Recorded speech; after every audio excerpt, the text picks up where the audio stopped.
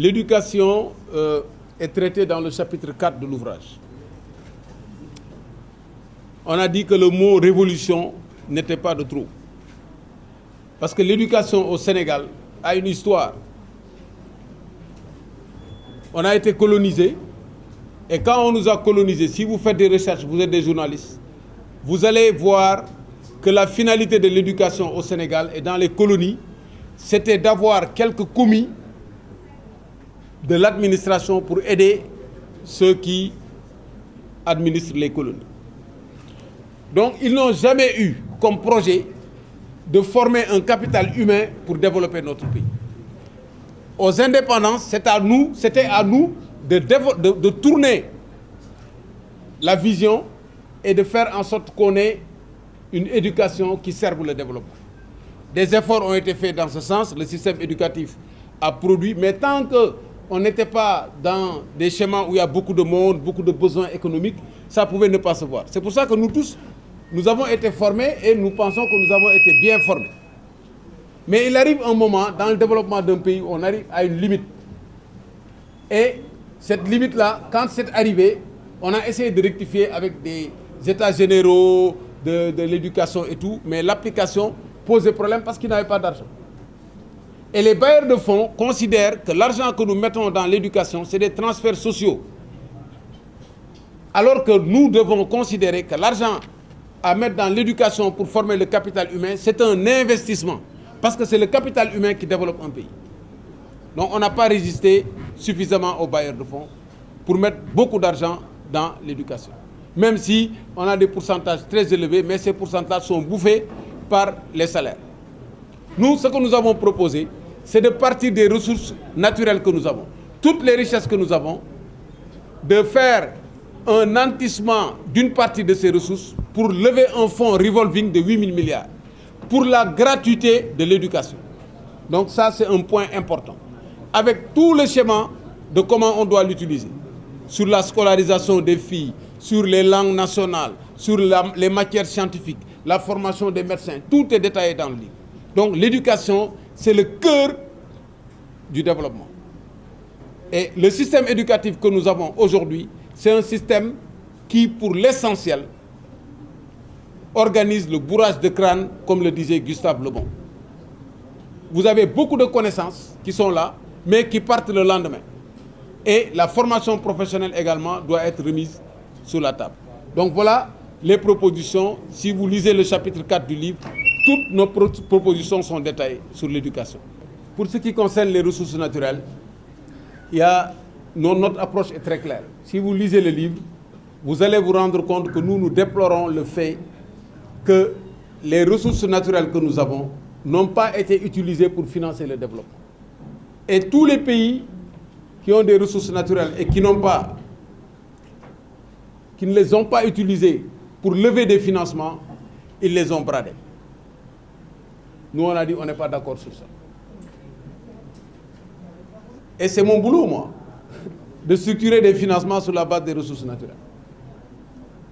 Donc, les ressources naturelles, il faut les transformer pour créer des emplois. Il faut refuser que toutes les extractions des ressources naturelles soient envoyées à l'étranger. Vos poissons, si vous acceptez que toute la production halieutique soit réexportée, vous n'aurez plus votre tchof. Non seulement vous n'aurez pas de tchof, vous n'aurez pas de conserverie.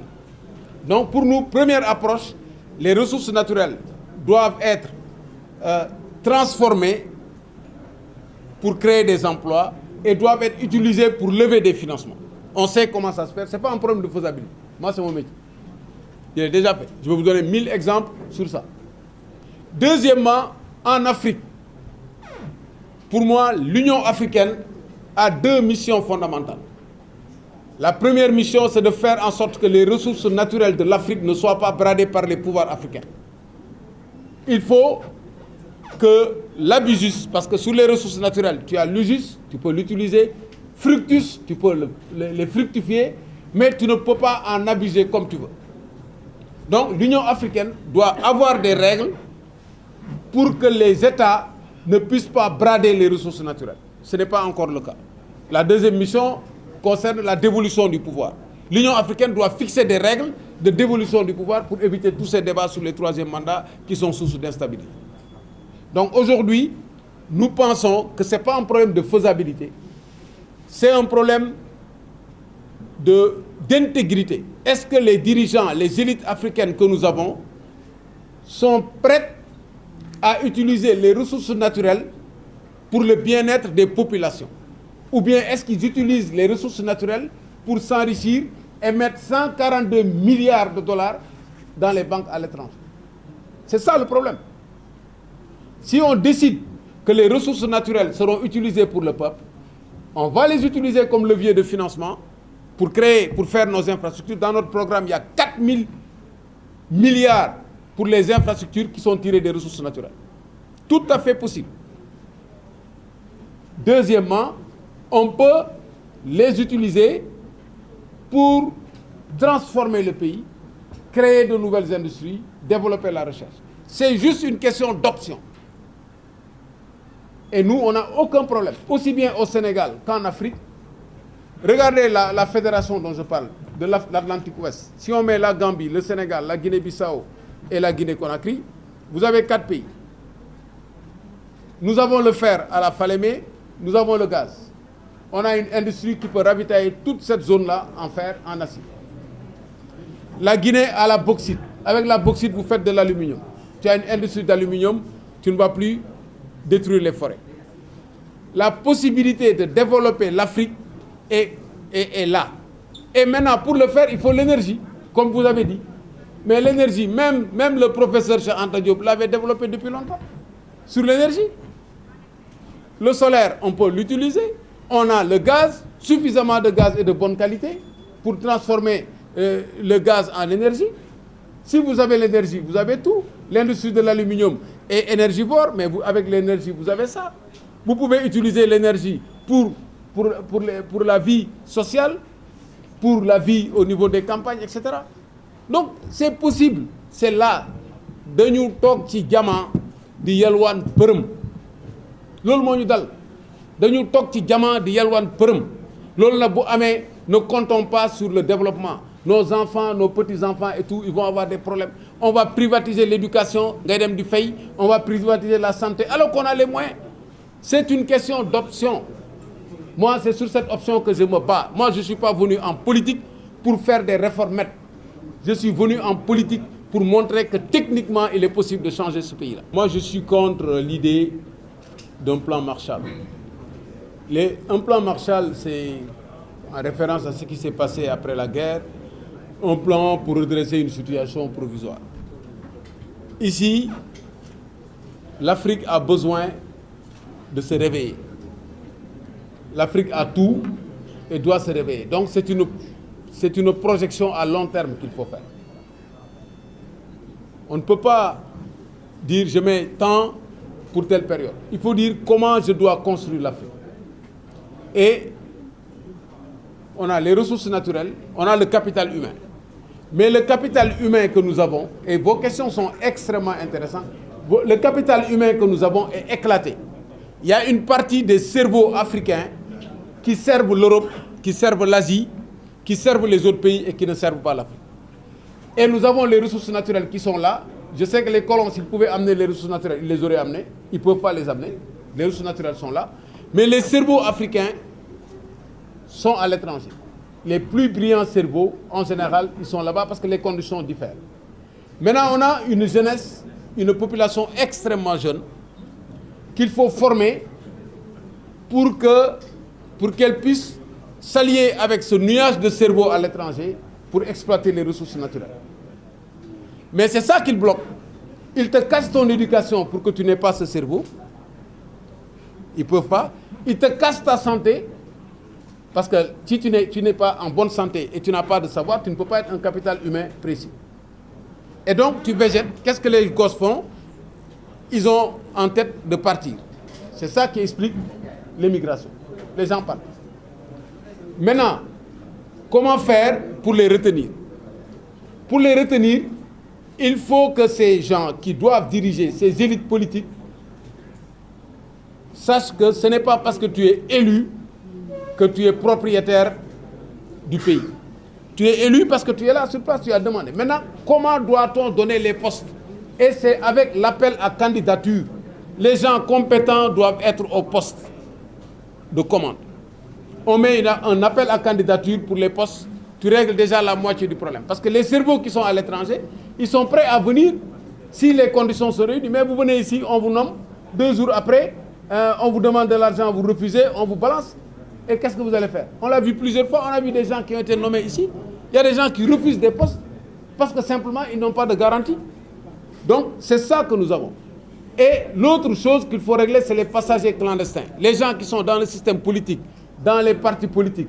Bu goudé ñu nek fi ci pouvoir bi, bu ëllëgé ñu ngi ci opposition bi, di transhumer, di dugg di génn ñooñu, ils n'ont rien à faire dans la vie politique. Les passagers clandestins, il faut les sortir, il faut les débarquer et il faut fermer les passages clandestins. Lolu mom moy problème élite bi. Mëno ko régler en un jour. Parce que les Sénégalais lañu non lañu mel sen jikko non la et le problème du Sénégal c'est que chacun pense que c'est pas sa responsabilité. Chacun pense que c'est l'autre alors que c'est nous-mêmes. Ça c'est clair à ce niveau. Donc l'évaluation nous l'avons faite par étapes. Il y a des évaluations qui ont été complètement réalisées, d'autres qui n'ont pas été. Par exemple, partout où on n'a pas les certifications des réserves pour les valeurs, on ne peut pas le faire. Donc on a fait des évaluations minimalistes sur les infrastructures. On sait, parce que moi j'ai été secrétaire général du ministère des infrastructures, on a réuni le Sénat et l'Assemblée nationale, on a recensé toutes les infrastructures qu'il faut réaliser ici, les pistes, les routes et tout. On l'a évalué. Aujourd'hui, j'ai mis à jour cette évaluation. Je suis à 4 000 milliards. J'ai mis 4 000 milliards d'infrastructures d'autres Khamé Sénégal. D'autres Khamé Sénégal. L'éducation, j'ai mis 8 000 milliards d'autres Khamé Sénégal. Éducation gratuite. Jusqu'à 25 ans, obligatoire à 16 ans.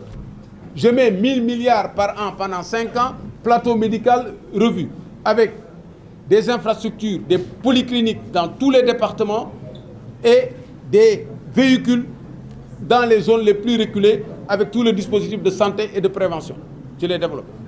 Donc secteur par secteur, nous avons fait des évaluations que nous allons continuer parce que le livre que nous avons écrit, ce n'est pas la solution totale, définitive. Peut-être qu'il y a d'autres qui sont là, qui ont plus de solutions, de meilleures solutions que moi.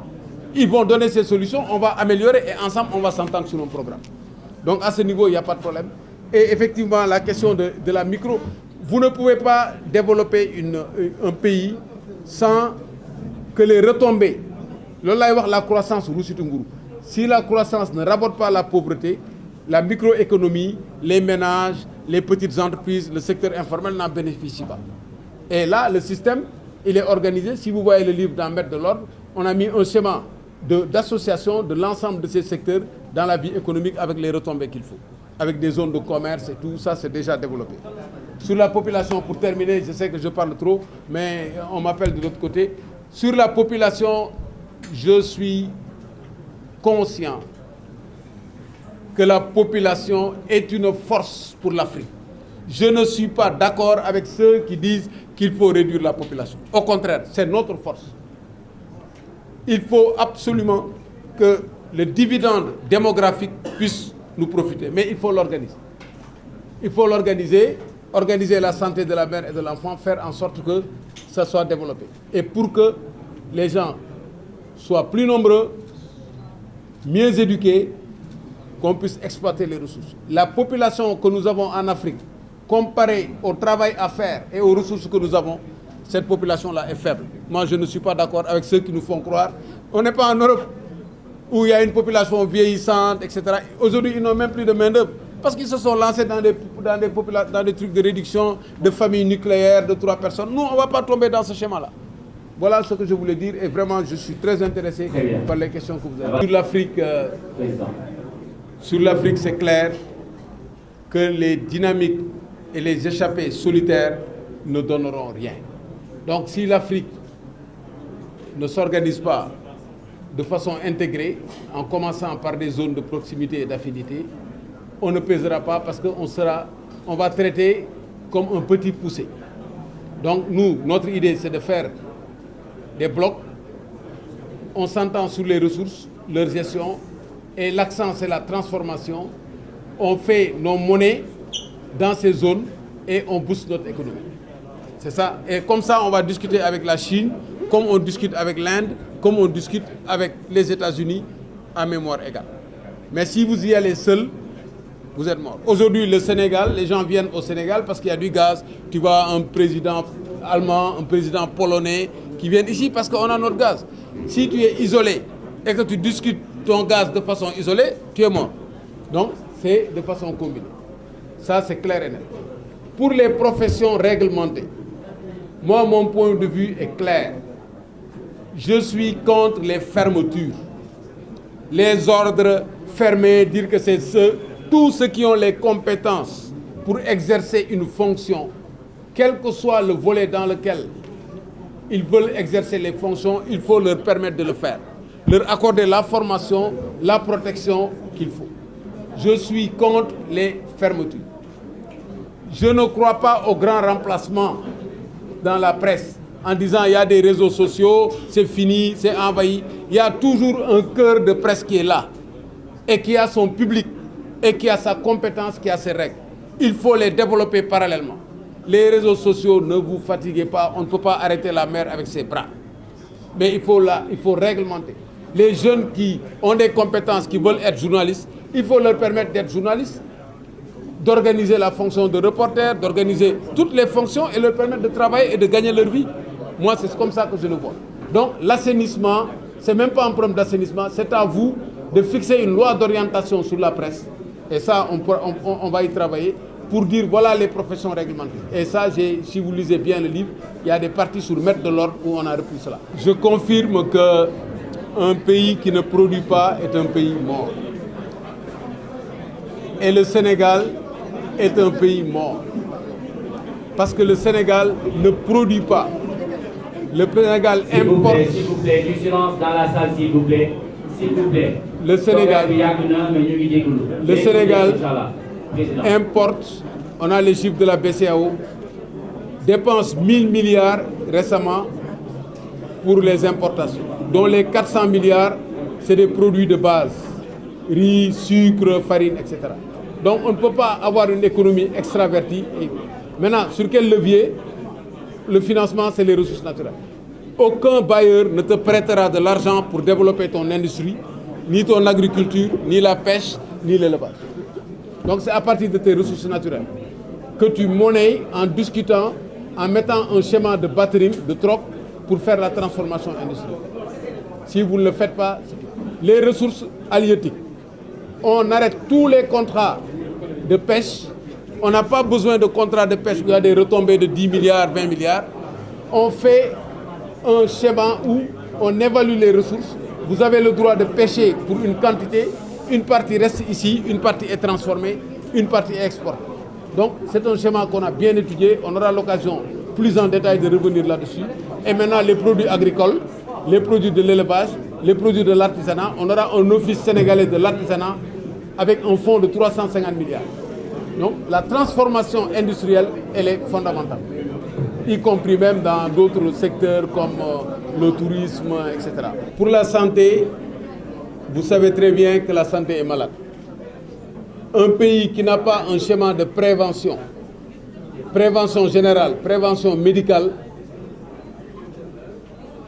et tu n'as pas les moyens de soigner tout le monde, vous avez une santé qui chancelle. Il suffit qu'il y ait un choc comme on a connu avec la pandémie pour voir que toutes les autres maladies ont emporté plus de gens même que la pandémie. Prévention, c'est un élément essentiel. Ensuite, le plateau médical et ensuite amener la médecine, amener la santé vers les populations. Former les jeunes dans ce secteur. C'est développé de façon très claire. Quand vous voulez soigner une plaie, il faut d'abord la nettoyer. Nettoyer la plaie, organiser la santé et soigner, mettre de l'argent qu'il faut, c'est ça. Ce n'est pas compliqué du tout. Clair. Maintenant, pour le désordre, le Sénégal, tant qu'on n'accepte pas que c'est un pays qui est fatigué du désordre, mais Sénégal, nous avons masla. Mais c'est le masla qui nous a amené tout ça. Chaque fois que moi j'ai eu l'expérience de gérer des services et tout. Les gens me disent, ouais, tu es trop dur. Je ne sais pas que je suis dur. Si tu n'as pas d'ordre, tu ne peux rien faire. Mais on dit que les filets d'art, quelqu'un vient, il transgresse. Il n'y a aucune sanction. Mais comment voulez-vous qu'il y ait de l'ordre? Regardez l'inondation, regardez les canaux, regardez comment on vit, comment chacun fait ce qu'il veut dans ce pays. Mais parce qu'il n'y a pas de sanction. Parce qu'on n'a pas réuni les conditions pour que les gens se mettent dans l'ordre. Les gens ne savent même pas faire la queue au pays, dans ce pays-là. Même faire la queue, le réflexe de respecter même celui qui est venu avant toi, on ne l'a pas. Alors si les dirigeants eux-mêmes ne disent pas aux populations ce qu'il faut faire et qu'ils donnent l'exemple, mais ça ne va jamais marcher. Et c'est ce que j'explique dans le chapitre. C'est le plus gros chapitre du livre. Mettre de l'ordre. Expliquer domaine par domaine. Dans le commerce, il n'y a pas de zone de commerce. Da ngay ñëw am sa boutique di jaay kenn ñëw teg si buntu boutique di jaay mënoo ci dara boo waxee mu saaga la. Mais c'est ça le désordre dans un pays. Si personne ne règle les problèmes, mais les problèmes ne seront jamais réglés. C'est aussi simple que ça. Donc, point par point, on aura l'occasion d'y revenir avec des solutions intelligentes, avec la concertation. La répression n'a jamais rien réglé. Il faut discuter avec les gens parce qu'il faut aussi que chacun comprenne que chacun a le droit. Moi, su fekkee dama ñëw Sénégal parce que dama bëgg a jaay ay chaussettes moom laa am àll ba neexul ma ñëw ne damay jaay sama chaussette wala damay jaay ndox. Mais il faut me réunir les conditions pour que je puisse le faire. Si vous ne réunissez pas les conditions, les gens font ce qu'ils veulent. Et après, tu vas dire quoi? Monoko? Le jour où je déclarerai ma candidature, je pense que toutes les femmes du Sénégal devraient voter pour moi. Parce que c'est le dispositif qui manquait dans le schéma de la parité. Ce que je propose, c'est l'élection d'un président et d'un vice-président. S'il y a une présidente, on aura un vice-président. S'il y a un président, on aura une vice-présidente. C'est une base paritaire. La réforme sera faite quand on va prendre le pouvoir en 2024. On fera la réforme qui sera appliquée en 2029. Si vous êtes élu, vous ne devez pas être un couple. Bien sûr, hein? Pas de couple. Vous ne devez pas être frères et sœurs. Vous êtes élu pour 10 ans. Non, vous êtes élu pour rester au pouvoir au maximum pendant 10 ans. Je rectifie. Donc c'est un mandat de 5 ans. Si le président n'est pas là, le vice-président ou la vice-présidente remplace. Ce n'est pas un problème de proposition, d'opposition. C'est le ticket qui est présenté au suffrage universel. Les gens s'entendent, ils peuvent être de deux partis différents. En tout cas, c'est ces deux qui seront élus en même temps. Maintenant, quand vous faites 5 ans, vous reprenez, vous êtes réélu, que ce soit le président ou le vice-président. Vous faites 2 ans, vous êtes empêché. Vous ne pouvez plus participer à l'élection présidentielle parce que si vous êtes élu, vous avez déjà fait 7 ans. Si vous êtes élu, c'est pour 5 ans. Et 5 plus 7, ça fait 12. Donc personne ne peut séjourner au pouvoir plus de 10 ans. Ça règle toutes les discussions qu'on a là sur les histoires de mandat. Et aujourd'hui, la constitution du Sénégal est tellement mal écrite. On a dit nul ne peut exercer plus de 2 mandats consécutifs. Exercer. Ça veut dire qu'aujourd'hui, le président de la République n'a pas encore exercé plus de 2 mandats consécutifs. Il a fait 1 mandat et quelques. S'il démissionne aujourd'hui, est-ce qu'il ne peut pas se présenter? Et s'il se présente, s'il gagne 5 ans, est-ce qu'il ne peut pas encore se représenter? Parce que ici, ce qu'on critique, c'est le fait que ça soit consécutif. C'est un faux problème. Il faut faire très attention. Donc, toutes ces petites magouilles-là autour de la Constitution-là, c'est ça qu'il faut arrêter. C'est pour ça qu'il faut arrêter, il ne faut pas accepter les débats sur le droit. Droit de façon. C'est le droit qui a organisé l'apartheid. Vous l'avez vu? C'est le droit qui a organisé le nazisme. Vous l'avez vu? C'est le droit qui a organisé l'esclavage. C'est le droit qui a organisé la colonisation. Si tu vois le code noir, qui est une dégradation de l'humanité, c'est le droit. Refusez cette histoire de droit. Donc ce que nous proposons, c'est un président, un vice-président ou une présidente, un vice-président avec intérim, et chacun peut rester au pouvoir maximum 10 ans. Ce qui m'intéresse d'abord, c'est la diaspora sénégalaise. J'ai proposé dans le livre la mise en place d'une société Diaspora SA avec une participation des émigrés à hauteur de 300 milliards. Ils mettent 1,4 milliard.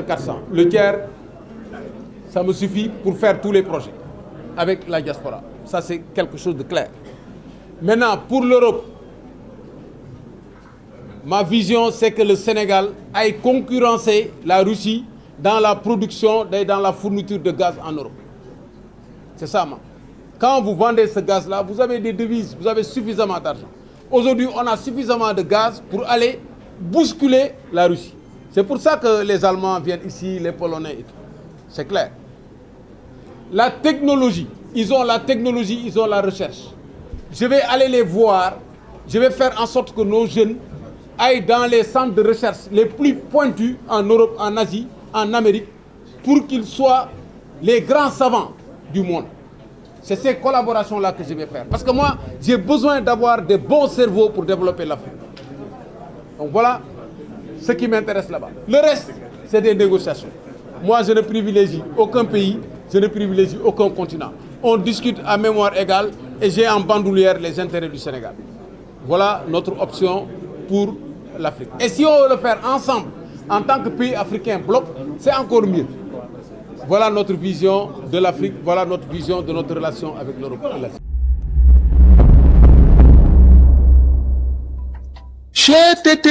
mais yow sa waay yow fu ñu la fekk yaa ngi ci kanamu ordinateur bi wala sa kanamu tablette ba sa téléphone portable lu xew mais damay lire ay information waaw xoolal boo bëgg am ay information yu leer nañ et en temps réel duggal ci www.senegal7.com ay information yu wóor man de maa ngi ak application Sénégal 7 lépp lu xew dama koy jot ci sama téléphone ci tàng bi te nag application Sénégal 7 am ko yomb na da ngay dugg ci Play Store wala Apple Store nga télécharger ko rek xam li xew ci réew mi ak la xew ci bitim réew te nag dara du la ci umpu. Vous voulez des informations en temps réel? Cliquez sur www.senegal7.com. Sénégal 7, le roi de l'information en temps réel.